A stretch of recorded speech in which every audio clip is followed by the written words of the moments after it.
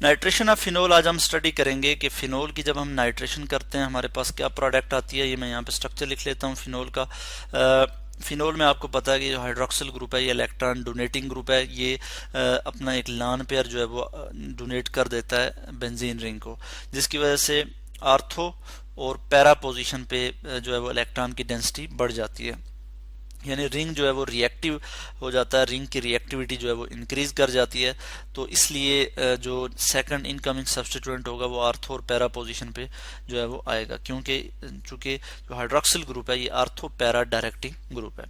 तो जब हम इसकी नाइट्रेशन करेंगे तो इस केस में बहुत इजीली इसकी नाइट्रेशन हो जाएगी, यानी रूम टेम्परेचर पे जब हम इसको डाइल्यूट नाइट्रिक एसिड से रिएक्ट करवाएंगे, डाइल्यूट नाइट्रिक एसिड से, तो ये जो है क्या प्रोडक्ट दे देगा, ये हमारे पास प्रोडक्ट दे देगा आर्थो नाइट्रोफिनोल, यानी मिक्सचर ऑफ प्रोडक्ट्स दे देगा।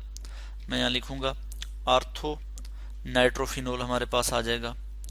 और एक और प्रोडक्ट ये हमें दे सकता है, और वो क्या दे सकता है जी, कि पैरा प्रोडक्ट भी जो है वो दे सकता है। तो मैं इसी चीज़ को यहाँ पे लिखूंगा और यहाँ पे मैं लिख लेता हूँ प्रोडक्ट हमारे पास क्या आ जाएगी, पैरा नाइट्रोफिनोल।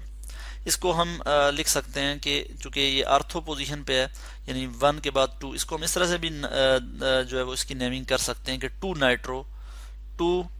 नाइट्रोफिनोल। ठीक हो गया, 2 नाइट्रोफिनोल। और इसको हम इस तरह से भी इसकी नेमिंग कर सकते हैं कि 1 2 3 4, तो 4 नाइट्रोफिनोल। ठीक है, तो इस तरह से हम इसकी जो है वो नेमिंग कर सकते हैं, या फिर हम इसको इस तरह से भी नेमिंग कर सकते हैं कि आर्थो नाइट्रोफिनोल और फिर पैरा नाइट्रोफिनोल। तो इस तरह से डाइल्यूट नाइट्रिक एसिड के साथ भी ये रूम टेम्परेचर पे जो है ये रिएक्ट कर जाता है फिनोल, और इसकी नाइट्रेशन हो जाती है, नाइट्रो ग्रुप यहाँ पे आके अटैच हो जाता है। और साथ ही हमारे पास यहाँ पे एक प्रोडक्ट क्या आ जाती है, मैं यहाँ पे जो है प्रोडक्ट सॉरी मैं यहाँ पे साथ वाटर भी जो है यहाँ पे मेंशन कर लेता हूँ, H2O, वाटर भी यहाँ पे निकल जाता है, प्लस H2O, वाटर की भी फॉर्मेशन होती है।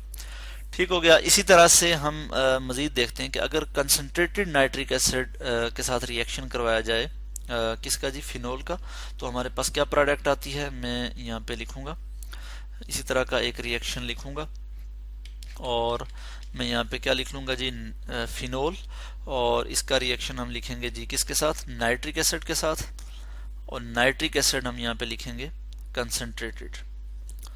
ठीक हो गया जी, मैं यहाँ लिखूंगा कंसंट्रेटेड नाइट्रिक एसिड, और हमारे पास प्रोडक्ट क्या आ जाएगी, मैं यहाँ पे प्रोडक्ट लिख लेता हूँ, और हमारे पास प्रोडक्ट कुछ ये आ जाएगी कि हमारे पास 3 नाइट्रो ग्रुप जो है वो बेंजीन रिंग के साथ अटैच हो जाएंगे। यहाँ से हाइड्रोजन को सब्स्टिट्यूट करेंगे, यानी 3 क्या रिलीज होंगे, 3 वाटर मालिक्यूल यहाँ से निकल जाएंगे, 3H2O, और यहाँ पे हम इसको बैलेंस करने के लिए 3 लिख लेंगे।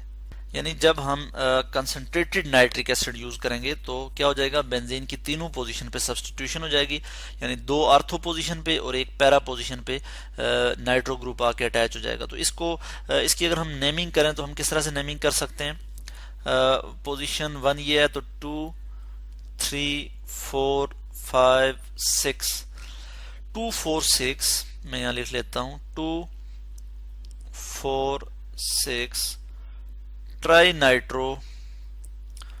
नाइट्रोफिनोल। ठीक हो गया, ये इसका जो है आईयूपैक नेम आ जाता है, और कॉमनली हम इसको कहते हैं जी पिक्रिक एसिड।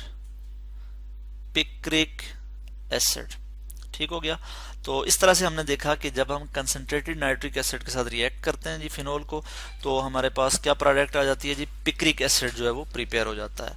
और हमने देखा कि डाइल्यूट नाइट्रिक एसिड जो है रूम टेम्परेचर पे ही रिएक्ट कर जाता है फिनोल के साथ, और हमारे पास जो प्रोडक्ट आ जाती है वो क्या आती है जी, नाइट्रोफिनोल, बल्कि मिक्सचर ऑफ नाइट्रोफिनोल हमारे पास आ जाता है। उसमें हमारे पास आर्थो नाइट्रोफिनोल भी आ जाता है और पैरा नाइट्रोफिनोल भी प्रोडक्ट में आ जाता है। तो इस तरह से आज हमने डिस्कस किया नाइट्रेशन ऑफ फिनोल।